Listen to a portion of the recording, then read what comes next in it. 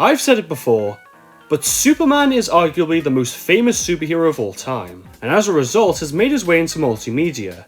Toys, shows, cartoons, comics of course, and what we'll be talking about today, movies. Yep, Superman has had a handful of movies before, and today we're going to be ranking every single one.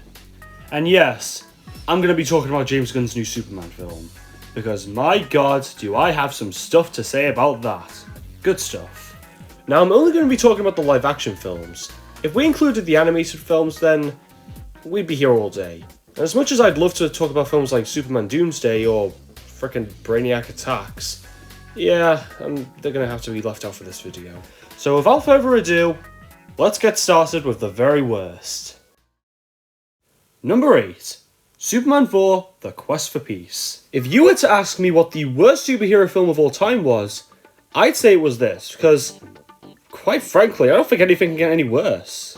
It fails as a superhero movie, it fails as a sequel, it just fails as a movie in general.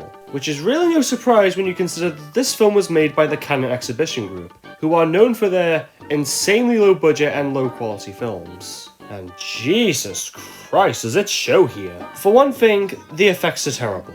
They're mainly made up of PNGs and crappy blue screen. Like, look at this. I dare you to tell me this looks good. I dare you to tell me this looks good!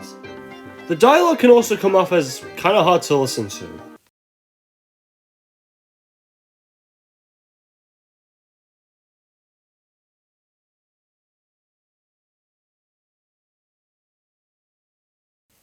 Ugh.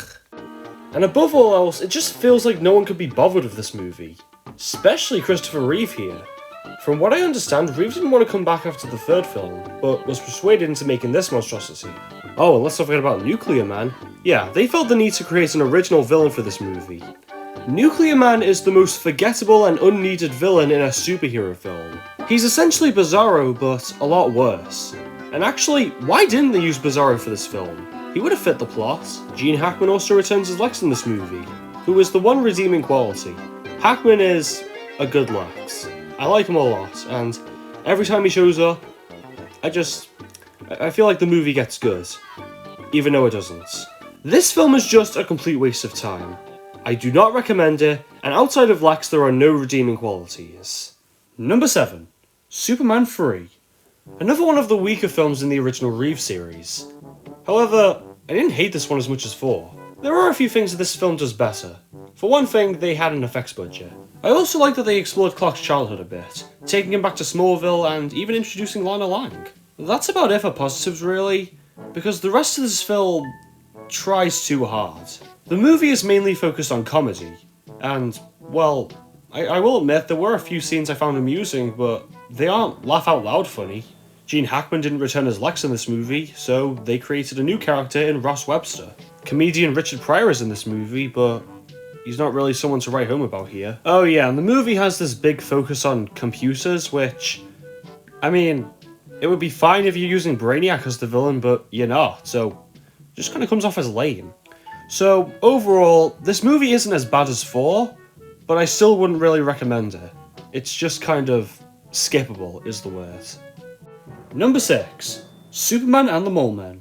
The first theatrical Superman movie, and thankfully a good one. The plot of the movie revolves around these underground alien creatures being discovered by the town of Salisbury, and Superman has to protect them from the town's angry mob. From that summary alone, I think we can all agree, that's Superman, standing up for people in danger, especially those that aren't from this planet. Or, well, I mean, they might be from planet... Is it explained where they come from? The movie also launches George Reeves' career as the Man of Steel, and would later go on to star in the popular TV series.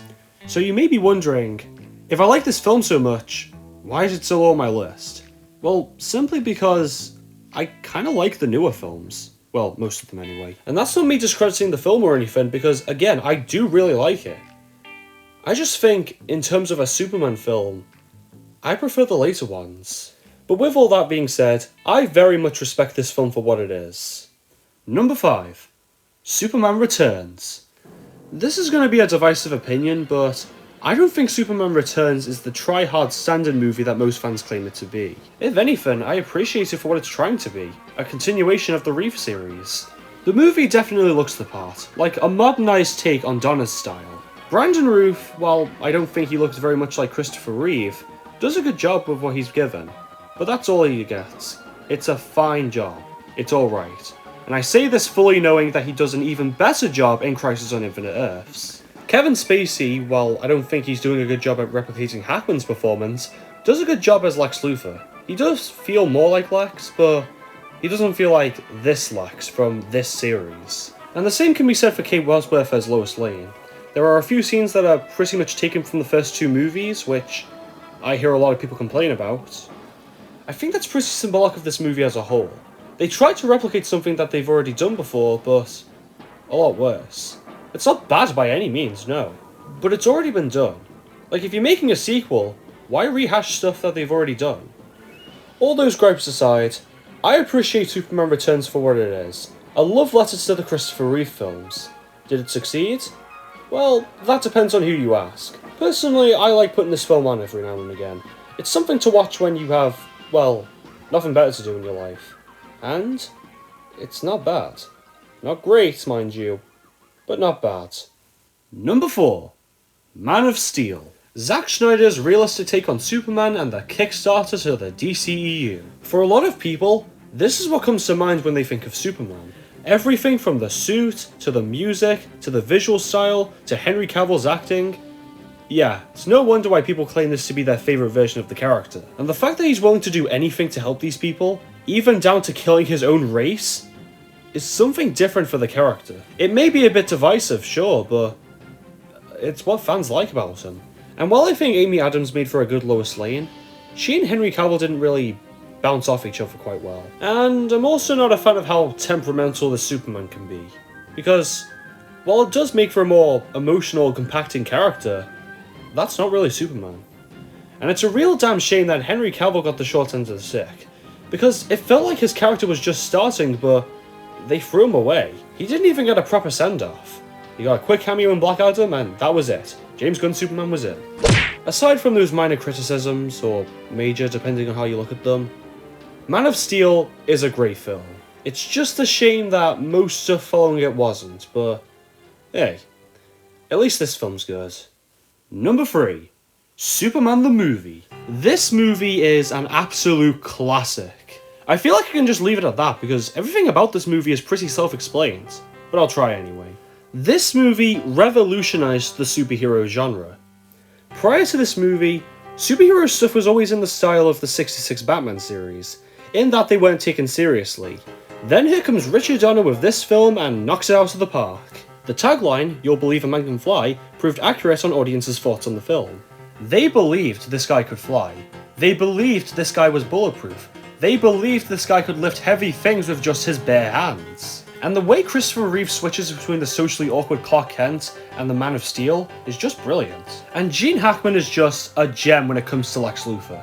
He may not be entirely comic accurate, but his performance is just entertaining. He is the best part about any of these movies. To me anyway. The movie is also notable for getting Marlon Brando on board as Jor-El. That on top of the amazing score by John Williams.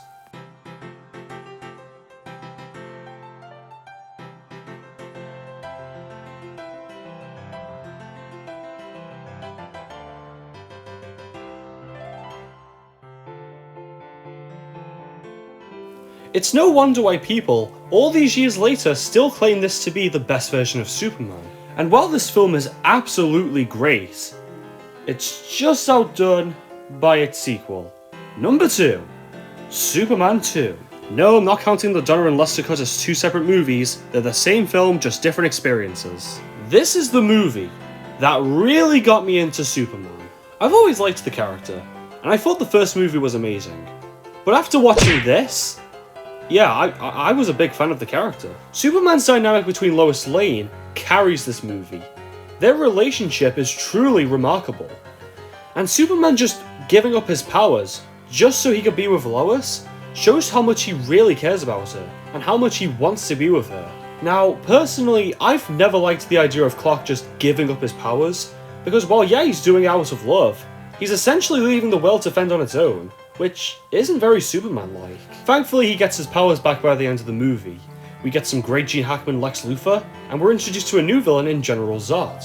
This movie makes Superman feel like Superman.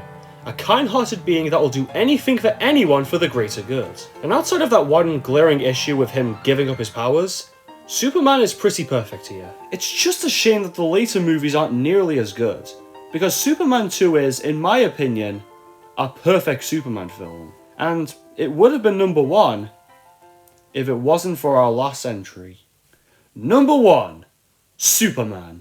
This film was absolutely breathtaking on first watch. Now, I do plan to do a full review on this movie once it comes out on home media, but for now, I'll give you a brief summary of how I feel about Superman. This film really got Superman's character right, more than any other film or show that came before it, and this is greatly enhanced by the changes made to his origin. Instead of his parents sending him to Earth to become the ultimate symbol of good, instead they sent him there so he could conquer the planet. But because he was raised so well by the Kents, he chose a life of good. Clark's relationship with Lois is also done exceptionally well. The Justice Gang were a lot of fun, especially Guy Gardner and Mr. Terrific. And Lex Luthor steals the show. Like, seriously, put this guy on a pedestal next to Heath Ledger. Ultraman was a little bit of a letdown though. He's essentially Bizarro in everything but name. I mean, he's not bad by any means, I just wish they did more with him. The movie is also greatly enhanced by the amazing score by John Murphy and David Flanagan. And this is such a breath of fresh air that they decided to go full fantasy on this movie, instead of making it all realistic like so many superhero films have been doing recently. If you're gonna make a comic book movie, make it feel like a comic book. And this film does that perfectly. And that was the list. Now, I was originally gonna rank all the different versions of Superman, but I then realised that I had more to say on the movie, so I just ranked them. And hey, now that I've talked about the movies, maybe I can talk about the Superman too. What do you guys think? And if you guys want me to rank any other films or characters, then let me know in the comments. I'm down for anything, really.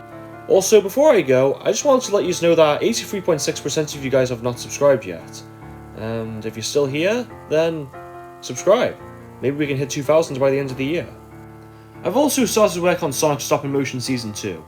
Yeah, those videos don't really get a lot of views, but I enjoy making them for the people who do watch. As of now, I have finished 2 episodes and I'm currently working on 3. And that's about it. I hope you guys enjoyed the video. Don't forget to like and subscribe, and I'll see you guys next time.